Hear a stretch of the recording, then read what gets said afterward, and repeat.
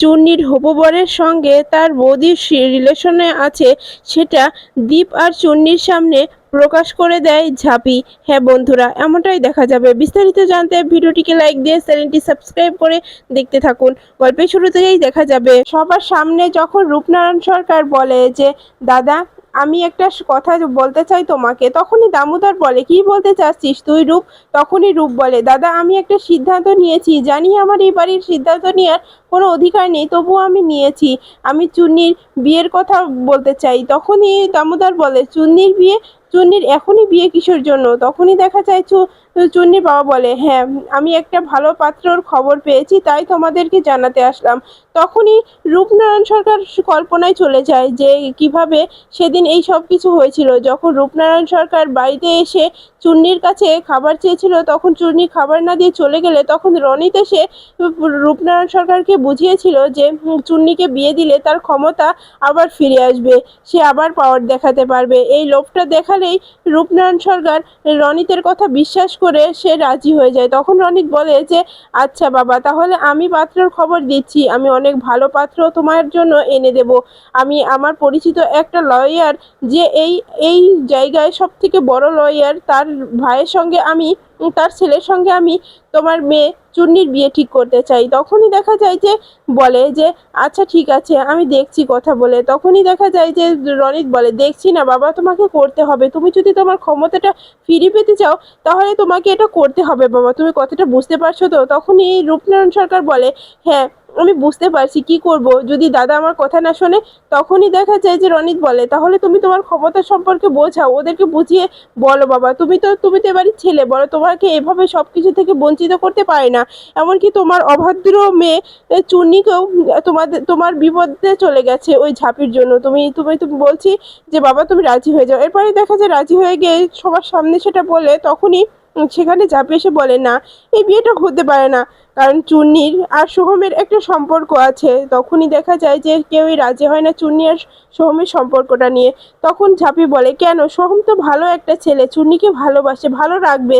তখনই দেখা যায় দীপ বলে ঝাঁপি এই বিষয়ে আমি তোকে একমত করতে পারছি না, কারণ চুন্নির ওই সোহমের মতো ওইরকম চালচিত্রহীন ছেলের সঙ্গে বিয়ে কিছুতেই আমরা মেনে নেব না। চুন্নির বিয়ে যেখানে ভালো মনে হবে সেখানেই আমরা দেব।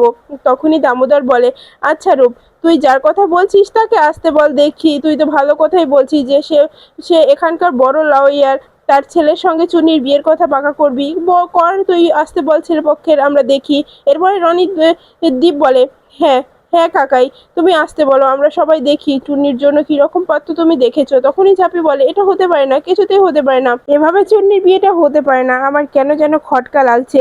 তখনই দেখা যায় যে দীপ দীপ বলে ঝাঁপি কিছু করে তো লাভ হবে না, কারণ এবার বিয়েটা চুন্নির হয়ে যাবে। তখনই দেখা যায় বিতান চুন্নিকে বলে চুন্নি চিন্তা করিস না, দেখছি ব্যাপারটা, এখনো তো বিয়ে হয়ে যায়নি, পরে দেখা যাচ্ছে। এরপরেই দেখা যায় ঝাঁপি বলে চিন্তা করিস না চুন্নি, আমি আছি, আমি কথা বলবো সবার সঙ্গে, দেখি কি করা যায়, সব কিছু ঠিক করা যায় কিনা। তখনই দেখা যায় ইনকা বলে ঝাঁপি তুমি কিছুই করতে পারবে না, কারণ এখন তোমার হাতে আর কিছু করার নেই, এবার সব কিছু তোমার হাত থেকে বের হয়ে যাবে, তুমি আর চাইলেও কিছু করতে পারবে না।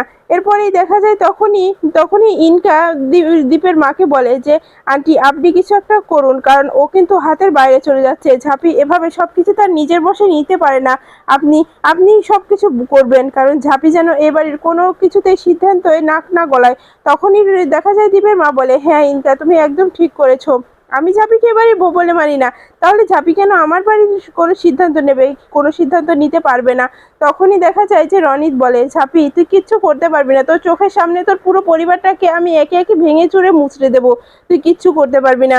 আমার কাছ থেকে আমার স্বপ্ন কেড়ে নিয়েছিলি না, আমিও তোর কাছ তোর সামনেই তোর পুরো পরিবারটাকে তছনছ করে দেবো, কিচ্ছু করতে পারবি না, তুই তুই হাজার চাইলেও সমাধান করতে পারবি না। তখনই দেখা যায় দামোদর বলে এই যে ঝাঁপি, ঝাঁপি মা তুই মন খারাপ করিস না, যেখানে আগে আসুক পাত্রপক্ষ দেখি কি রকম হয়, তারপরে এসব বিষয় নিয়ে এগোনো যাবে। দেখ চুন্নির বিষয় নিয়ে চুন্নির বাবাও তো একটা সিদ্ধান্ত নিতে পারে, কারণ রূপ যতই অন্যায় করুক কিন্তু চুন্নির বাবা তো। তখনই রূপনারায়ণ সরকার বলে দাদা তুমি আমাকে আজকে বাঁচালে, আজকে আমার সম্মানটা বাড়ালে, আমি জানি অপরাধ করেছি, আমার কোনো কথা বলার রাইট নেই, আমি কোনো কথা বলতে পারি না, কিন্তু আজকে আজকে তুমি আবারও বুঝিয়ে দিয়েছো দাদা যে আমি এই বাড়ির যোগ্য সন্তান। এরপরই দেখা যায় যে দামোদর বলে, আচ্ছা রূপ, তাহলে ছেলেপক্ষের সঙ্গে কথা বলো। এরপরে দেখা যায় রূপনারায়ণ সরকার ভিতরে গেলে সেখানে রনিত আর ইনকা আছে। রনিত বলে, বাবা চিন্তা করো না, একদম চিন্তা করো না, আমি সবকিছু ব্যবস্থা করে নিয়েছি, আমি কথা বলে নিয়েছি, ওরা ঠিক বিকেলে চুনিকে দেখতে চলে আসবে, তুমি নিশ্চিন্তে থাকতে পারো। তখনই দেখা যায় যে ইনকা বলে, রনিত তোমাকে দেখে আমি সত্যি অবাক হয়ে যাই, তুমি কিভাবে পটাতে পারো।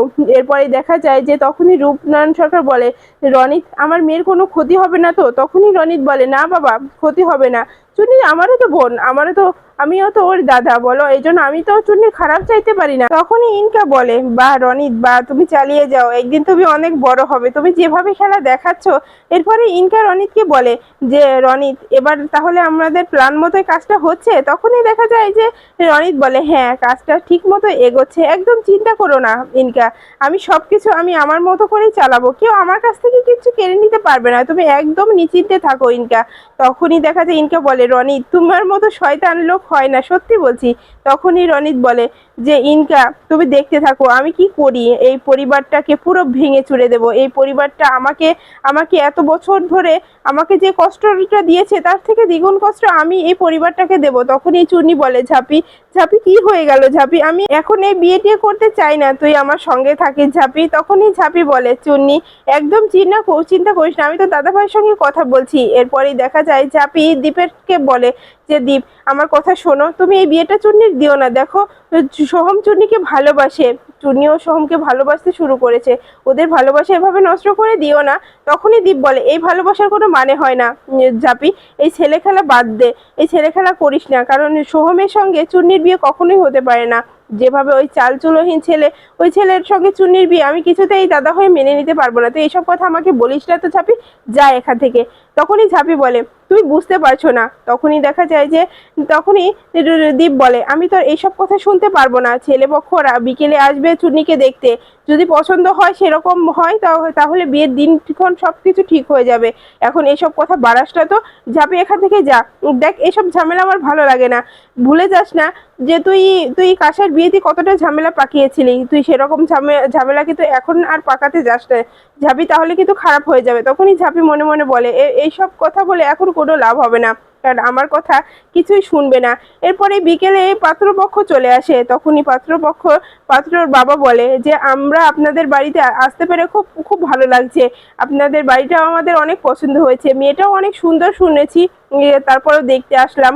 এরপরেই দেখা যায় তখনই যে দামোদর বলে, আপনারা এসেছেন আমি খুব খুশি হয়েছি, আপনারা এসেছেন আমাদের বাড়ির মেয়েকে দেখুন, দেখুন পছন্দ হয় কিনা, আমরাও আপনাদেরকে দেখি, তারপরে তো একটা সম্পর্ক গড়ে উঠবে বলুন।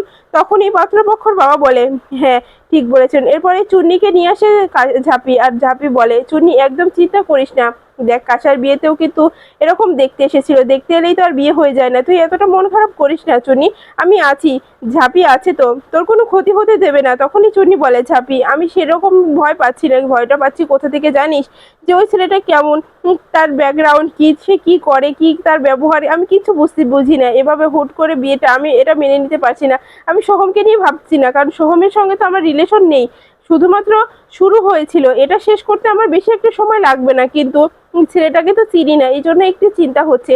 তখনই ঝাঁপি বলে, চিন্তা করার কোনো কারণ নেই। এরপরে দেখা যায় নিচে নিচে সবার সামনে পাত্রর বৌদি শুধু নেকা নেকা কথা বলতে থাকে পাত্রকে নিয়ে। তখনই পাত্রর বোন বলে ওঠে যে, মা দেখতে পাচ্ছ বৌদি কি আদিক্ষেতা করছে, এইসব আদিক্ষেতা করার কোনো মানেই হয় না কিন্তু। তখনই পাত্রপক্ষর মা বলে যে, চুপ করো না, এভাবে কথা বলো না, ওদের যা বলতে হচ্ছে বলুক না, এটা এখন না বললেই ভালো হয়। তখনই চুন্নি নিচে নেমে আসে।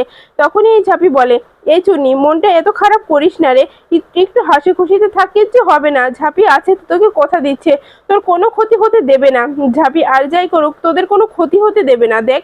তখনই দেখা যায় চুন্নি বলে, তুই বলছিস বলে আমি কিন্তু যাচ্ছি ঝাঁপি, তুই দেখিস সবকিছু, আমার কিন্তু এমনিতেই খুব ভয় করছে। তখন এই ঝাঁপি বলে, ভয় নেই চুন্নি, আমি আছি, তোর কিচ্ছু হবে না, তোকে বারবার তো বলছি, দেখতে এলেই তো আর বিয়ে হয়ে যায় না। এরপরে দেখা যায় চূর্ণির মা আসে আর বলে যে, চূর্ণি তোকে তুই দেখতে দেখতে কত বড় হয়ে গেছিস, তোর আজকে দেখতে এসেছে পাত্রপক্ষ এসেছে, তোর বিয়েটাও হয়ে যাবে। তখনই ঝাঁপি বলে, কাকিমা তুমি কিছু বলবে না, কারণ চূর্ণি তো তোমারও মেয়ে, তোমার কাছে কিছু না জিজ্ঞাসা করেই কাকাই বিয়ে ঠিক করেছে। তখনই দেখা যায় যে কল্পনা বলে যে ঝাঁপি, এটা এটা যদি চূর্ণির বাবা করতে তাহলে আমি সম্মতি দিতাম না, কিন্তু এটা তো দাদা করেছে, আমি দাদাকে যথেষ্ট পরিমাণ সম্মান করি, ভরসা করি, তাই দাদা যা করবে ভালোর জন্য করবে। এরপরে চূর্ণিকে দেখে পাত্রপক্ষ একেবারে অবাক হয়ে যায়। পাত্র চূর্ণির দিকে তাকিয়ে থাকলে তখনই পাত্র বৌদি লাবণী পাত্রের দিকে তাকিয়ে বলে, কি হচ্ছে এসব ঠাকুরপো, এসব এসব কি হচ্ছে? তুমি এভাবে তাকিয়ে দেখো না, মনে হচ্ছে তুমি এক দেখাই পলক ফেলতে পারছো না। তখনই আমতা আমতা করে পাত্রপক্ষ বলে যে না না সেরকম কিছু না। এরপরে চূর্ণি ওখানে আসলে তখনই পাত্রর মা বলে, এই যে মা, এসো এসো আমাদের কাছে, তোমার তো একেবারে চাতক মুখখানা, তোমার মুখটা দেখে সবকিছু ভুলে যাওয়া যায়, তুমি অনেক মিষ্টি মা, এখানে এসে বসো। এরপরে ঝাঁপি চূর্ণিকে বলে যে যা চূর্ণি তুই ওখানে গিয়ে বল। এরপরে চূর্ণি পাত্রপক্ষের সামনে এসে বসে পড়ে। এরপরে এই যে ঝাঁপি সবার কাছে আশীর্বাদ নেয়। এরপরেই দেখা যায় যে বলে, আমি ঝাঁপি সরকার। তখন দাউদার বলে, বলছে দাদা এটা আমার বৌমা। তখনই পাত্রপক্ষের বাবা বলে, ওকে চেনে না কেউ কি আছে এখানে? এখানকার সবাই ওকে চেনে, ও তো আপনার বাড়ির রত্ন, ও এই এই শহরের রত্ন হয়ে গেছে। তখনই দেখা যায় ঝাঁপি হেসে বলে, কি যে বলুন বেশমশাই, এসব কথা বলার প্রয়োজন নেই। এরপরে দেখা যায় যে লাবণীও বলে, আমি পাত্রর বৌদি হই। তখনই দেখা যায় ঝাঁপি বলে যে ধন্যবাদ, নমস্কার আপনাদেরকে। এরপরেই দেখা যায় যে ঝাঁপি মনে মনে বলে, এনাদেরকে কোথায় যেন আমি দেখেছি দুজনকে, কেন মনে করতে পারছি না বুঝতে পারছি না, কিন্তু কোথায় যে দেখেছি সেটা তো আমি কিছুতেই মনে করতে পারছি না। দেখেছি তো বটেই, হয়তো আমাদের এখানেই থাকে, হয়তো সেখানে পথচরী অবস্থায় দেখা হয়েছে। থাক, এখন আর এসব কথা বলার কোনো প্রয়োজন নেই, এখন এসব কথা বলতে হবে না। এরপরে দেখা যায় কল্পনা ঝাঁপিকে বলে, ঝাঁপি তুই কি কোনো কিছু নিয়ে চিন্তা করছিস? তখনই ঝাঁপি বলে, কাকিমা আমার তো একটু চিন্তা হচ্ছেই, কেননা এই সব কিছু এত তাড়াতাড়ি হয়ে যাচ্ছে, তো চূর্ণির বিষয়টা আমাকে ভালো করে তো দেখতে হবে। তখনই কল্পনা বলে, হ্যাঁ ঝাঁপি তুই আছিস আর দাদা আছে বলেই তো আমি সবকিছু এভাবে ভরসা করতে পারি, কারণ দাদা আর তোকে আমি অনেকটা ভরসা করি, এজন্যই তো এই বিয়েতে সম্মতি দিয়েছি আমি। তখনই ঝাঁপি বলে যে কাকিমা আমিও তো খুব চিন্তায় আছি যে চুন্নির এই বিয়েটা নিয়ে, চুন্নির বিয়েটা আমি সময় মতো দিতে পারবো তো?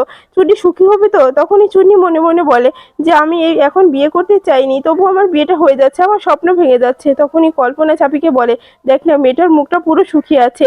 তখনই ঝাঁপি বলে, হ্যাঁ আসলেও শুকিয়ে আছে। তখনই দেখা যায় যে লাবণী বলে যে এই যে চূর্ণি, তুমি অনেক ভাগ্যবান যে এরকম একটা বর পাবে। আসলে আমার ঠাকুরপো বলে বলছি না, আমার ঠাকুরপো অনেক ভালো একটা মনের মানুষ, তোমাকে অনেক খেয়াল রাখবে। তখনই বরপক্ষের মা বলে যে হ্যাঁ আমার ছেলে অনেক ভালো, তোমার অনেক ভালো রাখবে। এরপরে দেখা যায় পাত্র চুনিকে দেখে লাবণী বলে ওঠে, আমার ঠাকুরপোর তো কপালটা ফুলে গেল, এত সুন্দর চাঁদ মুখখানা মেয়ে, আমার আমার ঠাকুরপো খুব খুশি, এরকম একটা মেয়ে যদি আমার ঠাকুরপোর জীবনে আসে তাহলে সে সবকিছু ভুলে যাবে। তখনই দেখা যায় যে পাত্রর মা বলে, হ্যাঁ সত্যি বলেছো বড় বৌমা, আসলে মেয়েটা অনেক ভালো, দেখতেও কত মিষ্টি লাগছে।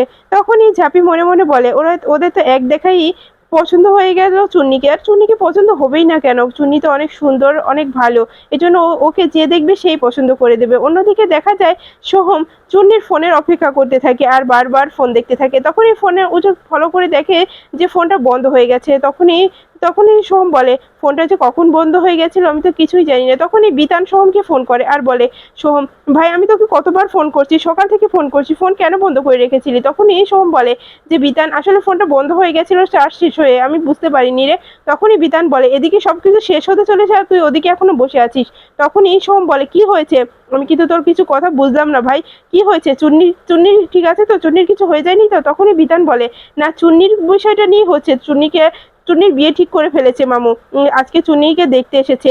চুন্নি বরপক্ষের সামনে বসে আছে, আর চুন্নি তোর হবে না রে, চুন্নি আরও তোকে তোর তোর হলো না ভাই, তুই চুন্নিকে ভুলে যায়। তখন এই সোহম বলে, না বিতান তুই এ কি বলছিস, আমি এটা পারবো না। এরপরে বিতান ফোনটা কেটে দেয়। ওদিকে সোহম ফোনটা কেটে দেওয়া দেখে খুব কান্না ভেঙে পড়ে আর বন্ধুদের বলে, মদ দে, আমি মদ খাবো, আজকে আমার চুন্নির বিয়ে হতে চলেছে, আমি আমি কিছুতেই মেনে নিতে পারছি না, আমার কপালটা এভাবে খারাপ হয়ে গেল রে যে আমি চুন্নিকে হারিয়ে ফেললাম, আমি তো চুন্নিকে ভালোবেসে ফেলেছিলাম, সেই চুন্নিকে আমি হারিয়ে ফেললাম, না না এটা কিছুতেই হতে পারে না, চুন্নি আমারই থাকবে। এরপরেই দেখা যায় যে সোহমের বন্ধুরা বলে, ভাই ভাই মন খারাপ করিস না। তখনই সোহম বলে, আমি আর কিছু ঠিক রাখতে পারছি না, এবার আমি মদ খাবো। এরপরে দেখা যায় মদটা কেড়ে নিয়ে খেতে থাকে সোহম। অন্যদিকে দেখা যায় যে পাত্রর বাবা বলে ওঠে, এবার কিন্তু আমরা বিয়ের দিনটা খুব তাড়াতাড়ি পাকা করে ফেলবো, আমরা বেশি দেরি করতে চাই না। বড় বৌমারও সিদ্ধান্ত যে তাড়াতাড়ি আমার ছেলের বিয়েটা দিয়ে দেওয়ার। তখনই দেখা যায় যে লাবণী বলে, হ্যাঁ হ্যাঁ মেসোমশাই, আমি চাই আমার ঠাকুরের বিয়েটা তাড়াতাড়ি হয়ে যাক। তখনই ঝাঁপি বলে, এটা কি করে সম্ভব, এত তাড়াতাড়ি সবকিছু হয়ে যাচ্ছে কেন, কেন হয়ে যাচ্ছে সবকিছু তাড়াতাড়ি? এত তাড়াতাড়ি তো হলে আমার হবে না, কারণ চুন্নির ব্যাপারটা আমাকে ভালো করে দেখতে হবে। এই বিয়েটা হলে কি চুন্নি সুখী হতে পারবে নাকি সুখী হতে পারবে না? তখনই দীপ রনিতে ইনকাকে বলে, ইনকা আমাদের প্ল্যানটা কিন্তু হতে চলেছে। কিচ্ছু করতে পারছে না ঝাঁপি। ঝাঁপির মুখটা দেখো শুকিয়ে চো মেরে গেছে। তখনই দেখা যায় যে রূপনারায়ণ সরকারকে রনিত বলে, বাবা দেখেছো তো তোমার মেয়ের জন্য কত ভালো পাত্র নিয়ে এসেছি, এবার তোমার প্রশংসা করতেই হবে সবাইকে। এরপরেই ঝাঁপি বলে, আমি একটা কথা বলতে চাই, আমার একটা সত্য আছে। কথাটা শুনে সবাই অবাক হয়ে যায়। তখনই রূপনারায়ণ সরকার বলে, ঝাঁপি তোর আবার কি সরকার, মেয়ে আমার, আমি বিয়ে দিচ্ছি, তোর সরকার তোর তোর কি কি আছে বল। তখনই দেখা যায় যে ঝাঁপি বলে, হ্যাঁ আমি বলবো, সেটা তো বলবো। এরপরে চুন্নির বিয়ের কথা পাকা হয়ে গেলে তখন চুন্নি কান্নায় ভেঙে পড়ে। তখনই ঝাঁপি বলে, চুন্নি মন খারাপ করিস না, আমি আছি, আমি সবকিছু দেখবো। এরপরে ঝাঁপি বুঝতে পেরে যায় যে বরপক্ষের সম্পর্ক আছে